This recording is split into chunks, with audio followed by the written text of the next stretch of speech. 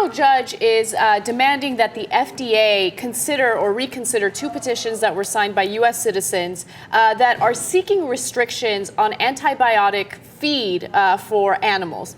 Now, they're saying that this is a real issue because all of a sudden we are developing superbugs like gonorrhea, right? Where the antibiotics that doctors are prescribing people is no longer effective in treating or curing gonorrhea. So basically, the FDA looked at those 2 petitions and ignored them. They said that they don't want to spend the time and the resources, money, in handling the situation, so they've literally done absolutely nothing about it. Well, the federal judge, Theodore Katz, says this is unacceptable and this is something that you guys have to look into.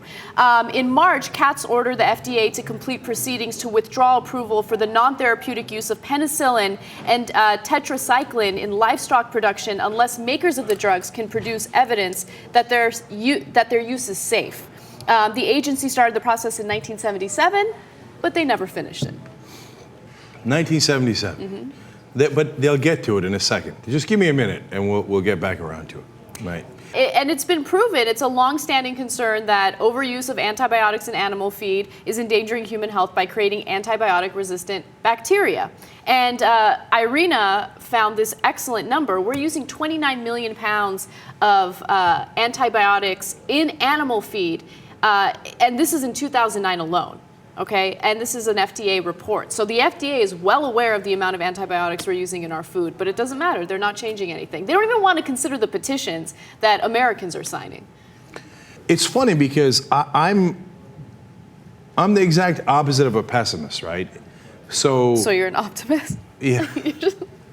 That would be the word. No. The reason I say it that way is because, like, so when people, and I had for my whole life, we're going to run out of food, we're going to run out of this, we're going to do that. I'm like, no, we're not. We're going to solve it, okay?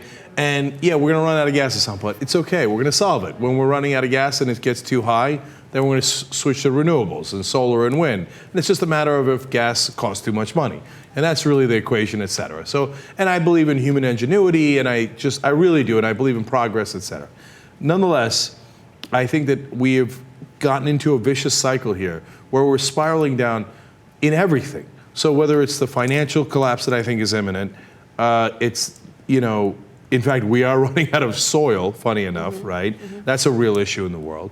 The climate change that's happening, the antibiotic, because the reason why all these things are happening is not a coincidence that they're all happening at this similar timing. It's because the system is set up so that it's not the health and the well-being of the population that's important, it's the profits that are important. And once the profits of a few are more important than the well-being of most people, well, it will spiral out of control by its very nature.